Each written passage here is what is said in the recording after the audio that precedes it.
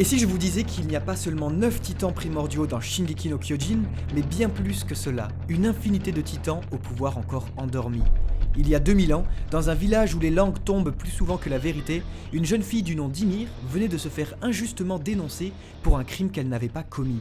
En effet, enfermés entre 4 murs, les cochons sont protégés par de terribles créatures bipèdes géantes qui les encerclent. Mais comme l'a dit un célèbre docteur, aucune parole ne saurait brider un esprit avide de découverte et curieux d'élargir ses horizons. C'est alors à un cochon un peu trop curieux que nous devons les origines de notre bien triste histoire. Peut-être qu'un géant est venu dévorer sa mère à lui aussi. Allez savoir. Il n'empêche que les cochons sont sortis de là, et ça ne plaît pas des masses au diable. Il y a peu, j'ai rédigé l'histoire complète des titans, une histoire à la frontière du mythe et de la réalité. Pour découvrir cette frise incroyable, rendez-vous en description, tout y est compté de manière chronologique afin de tout connaître sur ce monde si cruel et pourtant si beau. Cela dit, Isayama et sa fâcheuse tendance à appliquer à son œuvre de délicieux rebondissements venaient d'éclairer les zones d'ombre qui nous manquaient, celles qui se trouvent à l'origine, à la genèse de toute chose, l'instant décisif qui fit d'Ymir la mère de tous les titans, l'ultime commencement ici dans l'enclos à cochons. Afin de connaître le mot définitif de cette histoire millénaire, plongeons ensemble dans la genèse des titans et découvrez comment il serait possible de créer une infinité de titans primordiaux au pouvoir unique et terrifiant.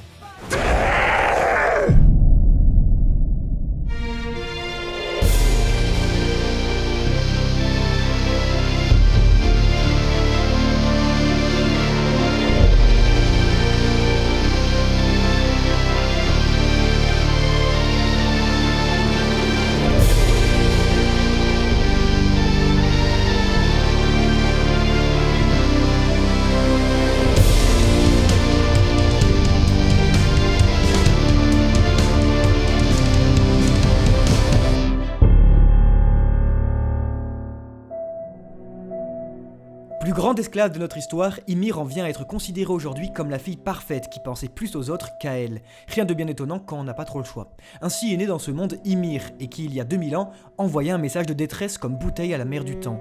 Né dans un monde définitivement plus cruel que beau, Ymir se fit injustement pointer du doigt et jugé responsable de la fuite des cochons. C'est de la petite tribu d'Eldia, menée par son roi qu'Ymir fut chassé. « Tu es libre », déclara le souverain Fritz. Une ironie qu'Irène pensera à guérir 2000 ans plus tard. Une flèche par-ci, une petite autre par-là, et Ymir venait de tomber dans les ailes d'un ange. Comme si quelqu'un, là-haut, ne supportait pas la souffrance d'une petite fille. Après tout, ce monde est beau. Cadeau de la Providence, Ymir observe une toute petite fleur, juste devant elle, puis en levant les yeux, la fillette fait face à une source naturelle gigantesque. La contemplant, elle se dit que si elle faisait la moitié de sa taille, sa vie serait bien différente. L'arbre ne ment pas, sa plastique indique le terrible pouvoir qu'il renferme. En effet, les plus attentifs d'entre vous auront remarqué que l'arbre adopte des courbes très humaines, un pouvoir soutenu par l'homme et la femme, tous deux asservis à celui qui le détiendra. Image faisant écho à la fresque d'Ymir et ses titans, finalement l'arbre indiquait sous le signe d'une curieuse métonymie les 2000 ans d'histoire qui allaient suivre. Mais pour être tout à fait franc, si Ymir s'y aventure, c'est avant tout parce qu'elle n'avait pas envie de se prendre une troisième flèche. Creux, l'arbre n'est qu'un énième rempart d'Isayama et Ymir y pénètre. Chutant dans le liquide amniotique, Ymir, qui n'avait jamais eu d'enfance, retourne au stade embryonnaire, ici, bien au chaud dans le ventre de Mère Nature. C'est ici où la vie se forme, qu'Ymir allait pouvoir sortir et contempler à nouveau la vie. Véritable flèche d'argent, l'arbre pointe vers le ciel comme une colonne vertébrale et en son sein, Ymir venait s'y déposer. On raconte qu'Ymir est rentré en contact avec l'origine de toute vie. C'est pas moi qui le dis, c'est Eren Kruger. Et c'est pas lui qui le dit, c'est le manga. Le même manga qui, des dizaines de chapitres plus tard, dessine les traits d'une colonne vertébrale bien singulière, celle d'un Analucigenia, considéré comme notre plus vieil ancêtre biologique et à l'origine donc, vous l'avez compris, de toute vie. Alors les rumeurs disaient vrai. Ymir se connecta avec la vie elle-même, lui octroyant une seconde naissance. Ymir renaît et dépasse toutes ses espérances. Mais Ymir n'est qu'une enfant, et une fillette est manipulable au possible. Alors muni de ses meilleures cornes, le roi Fritz, le seul, l'unique, le diable, asservit à nouveau Ymir afin de faire d'Eldia un empire planétaire. Tu as libéré les cochons, ta récompense sera de devenir ma femme. Ensemble, et par les lois sacrées de la pédophilie, nous aurons 3 enfants. Vient la vie, Maria, l'aînée, Rose au milieu et Shina, la cadette. Plus tard, et tandis qu'Eldia énumérait ses exploits, un soldat d'un pays voisin très peu important, dénommé Mar, s'insurge et imitant les exploits de Léonidas, décide de mettre un terme à la dictature eldienne. Mais Ymir, qui avait cru que son nom de famille était Ackerman, se sacrifie pour son tendre. Un bien-aimé qui, pour rendre l'appareil à sa sauveuse, la condamne à travailler pour Eldia au-delà de la vie. Ymir, c'est l'esclave ultime, qui même morte, continue d'être enchaînée et se voit forcée de créer un titan à chaque fois qu'un Eldien en convoque le pouvoir.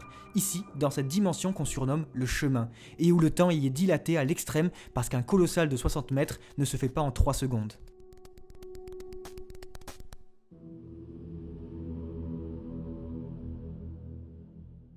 Désormais que vous connaissez les origines des titans à la perfection, rentrons dans le vif du sujet, l'infinité de titans primordiaux. À sa mort, Ymir est dévoré par ses 3 filles afin de leur faire hériter ses pouvoirs. Quelque chose ne vous paraît pas suspect? Isayama, l'escroc, ne dit rien mais montre.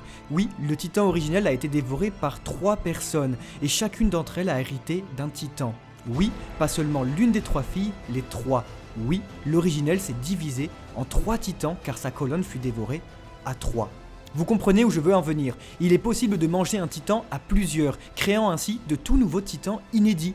Nous savons grâce à l'exemple de Maria, Rose et Sheena qu'il est possible de créer minimum 3 nouveaux titans par rituel. Ainsi, en prenant exemple sur leur mère, les petites filles et fils d'Ymir dévorèrent Maria, Rose et Sheena à 3, car c'est le seul exemple de passation que l'histoire connaît jusqu'alors. Les filles d'Ymir pensèrent qu'il est possible d'obtenir le pouvoir du titan quand et seulement en mangeant ce dernier à 3. C'était sous nos yeux depuis le début. La contingence qui faisait que le diable et Ymir eurent 3 enfants a finalement créé les 9 titans primordiaux. En effet, s'ils n'avaient été que 2 enfants par exemple, alors nous n'aurions eu que 6 titans primordiaux de nos jours, car on croirait qu'il faut manger la colonne à 2.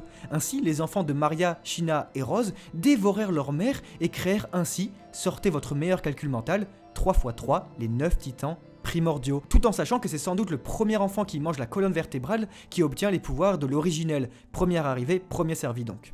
À cet instant précis, l'arbre généalogique des Fritz est suffisamment large pour créer de nouvelles familles, d'autant plus que les filles ne prolongent pas la famille Fritz, mais en se mariant avec d'autres hommes, fondent une nouvelle famille. Ainsi furent créées les 8 familles fidèles au roi, et c'est à ce moment que dans une volonté de préserver le pouvoir des titans, devenus beaucoup trop éloignés de la famille royale, la colonne vertébrale sera dévorée intégralement par une personne. En effet, si vous subdivisez à nouveau les 9 titans par 3 enfants, le contrôle de la puissance titanique ne pourra plus être maintenu par un seul roi. Alors découle de la nécessité d'avoir la main mise sur les titans, les 8 familles qui chacune installèrent leur petit rituel des familles, littéralement pour le coup, afin de faire hériter à leur descendance uniquement le titan qui leur est attribué. Ainsi, la subdivision titanique n'a été produite qu'en 2 générations, celle d'Ymir, ses filles et ses petites filles. Puis pendant près de 2000 ans, les titans furent dévorés intégralement, expliquant pourquoi aujourd'hui plus personne ne connaît l'existence d'une telle stratégie d'héritage. Plus personne, ou presque.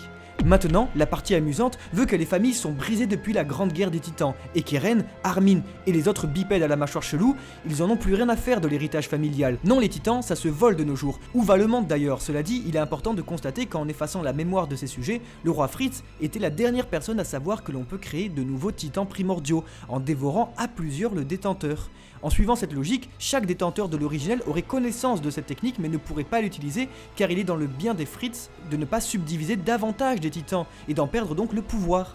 Cependant, aujourd'hui, c'est Eren qui est en mesure d'avoir cette connaissance, à condition qu'il rentre en contact avec un membre royal, si possible moins barbu s'il vous plaît. Voilà. Parfait. Alors l'avenir pourrait nous montrer l'avènement de nouveaux primordiaux si l'un d'entre eux venait à se faire dévorer par plusieurs personnes. Aussi, il est à prendre en compte que cette subdivision titanique ne marche peut-être que si l'on est de sang royal. Nous tenons sans doute ici un ultime ressort d'intrigue qu'Isayama ne nous a pas encore présenté. En effet, l'auteur s'amuse en nous donnant des informations comme vérité exhaustive. Pour se transformer en titan, on se mord la main, parce que c'est ce que nous avons vu en premier. Alors on empêche Annie de se mordre, mais quand sa dernière utilise sa bague, on se dit « Ah mince, nous ne connaissions qu'une facette de ce pouvoir ». Alors Isayama a mis au monde un personnage pour nous guider, Elvin Smith, qui déclara il y a fort longtemps que pour battre les titans, il faut redoubler d'imagination. Écoutant les conseils de notre chef à tous, je me dis qu'il est fort possible qu'Isayama nous ait laissé penser que la colonne ne peut être mangée qu'intégralement.